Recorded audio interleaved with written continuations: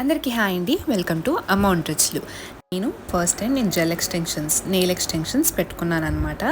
So చాలా బాగుందండి. So first నా నెయిల్స్ ఇలా ఉన్నాయన్నమాట. దీన్ని వాళ్ళు మన డెడ్ స్కిన్ ఉంటుంది కదా నెయిల్ మీద, దాన్ని ఇలా నెయిల్ పుషర్ ఉంటుందన్నమాట. దాంతో ఇలా పుష్ చేస్తూ డెడ్ స్కిన్ అంతా తీసేస్తారు అక్కడ. ఇప్పుడు మన సైజ్ బట్టి, మన నెయిల్ సైజ్ బట్టి వాళ్ళు నెయిల్ సెలెక్ట్ చేసేసి ఎడ్జ్లో పెడతారనమాట. మన నెయిల్ ఎడ్జ్లో అక్కడ స్టిక్ చేస్తారు. ప్రతి ఒక్క నెయిల్ సైజ్ బట్టి వాళ్ళ దగ్గర డిఫరెంట్ సైజ్ ఆఫ్ నెయిల్స్ ఉంటాయి. దాన్ని వాళ్ళు అక్కడ అన్ని నెయిల్స్కి పెట్టేస్తారు. ఇవి స్టిక్ చేసేటప్పుడే మనకి ఎంత సైజ్ కావాలి, ఏ షేప్లో కావాలి అని అడుగుతుంటారనమాట. నేను చూపిస్తున్నాను ఎంత షేప్లో కావాలి. అండ్ నేను వచ్చేసి ఆల్మండ్ షేప్ ప్రిఫర్ చేశాను అనమాట. అక్కడ వాళ్ళ దగ్గర షేప్ షీట్ కూడా ఉంటుంది.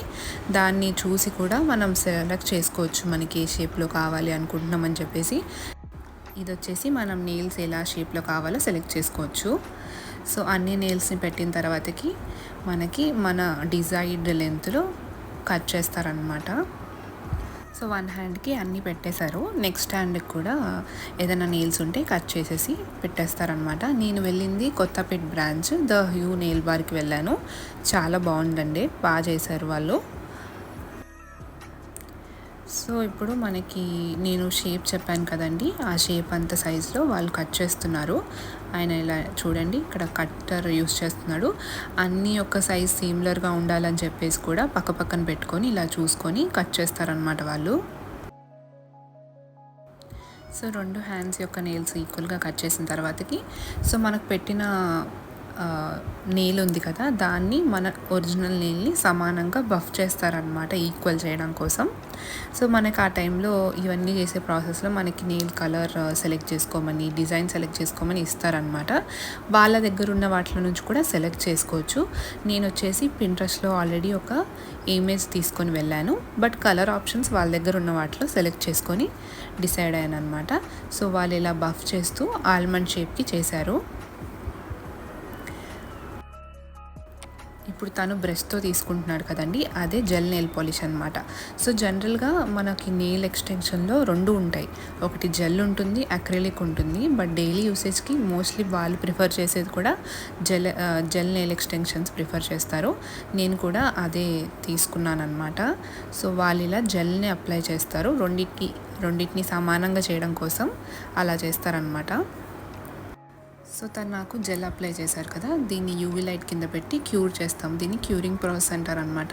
సో ప్రతి ఒక్క దాని మీద ఇలా పెట్టేసి మనము యూవీ లైట్ కింద ఫ్యూ సెకండ్స్ వరకు పెడతాము. అలాగే నాకు ఇంకో హ్యాండ్ కూడా చేస్తున్నాడు. దాని తర్వాతకి ఈ జెల్ పెట్టిన తర్వాత ఒకసారి బఫ్ చేస్తాడనమాట. సో అది సమానంగా అవ్వడానికి, క్లీన్గా అవ్వడానికి.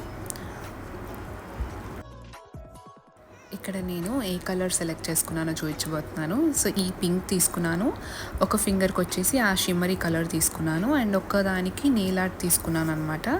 దానికి cream base, pinkish cream base తీసుకొని దాని మీద ఒక పింట్రెస్ట్లో డిజైన్ చూసానని చెప్పాను కదా, అది వేయించుకుంటున్నాను. చూడండి, రింగ్ ఫింగర్కి నేను డిజైన్ వేయించుకుంటున్నాను నెయిల్ ఆర్ట్ లాగా.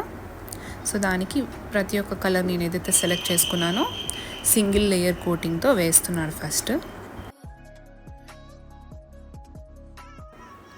So single layer of nail polish పెట్టేసిన తర్వాతకి యూవీ లైట్ కింద పెట్టేశాను అనమాట. అది డ్రై అయిపోతుంది.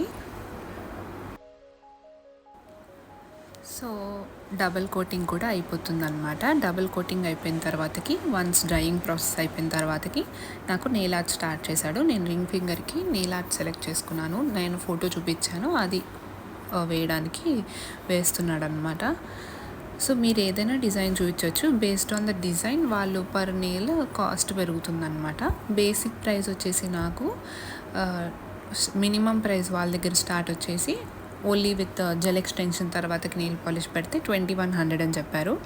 అండ్ ప్లస్ మన స్టైల్స్, ఇప్పుడు నేను పాయింటెడ్ ఫింగర్కి నేను షైనీ షిమ్మరీ పెట్టించుకున్నాను. అండ్ దీనికి డిజైన్ వేస్తున్నారు కదా, దీనికి మళ్ళీ ఎక్స్ట్రా కాస్ట్ పడుతుంది అనమాట ఫింగర్కి.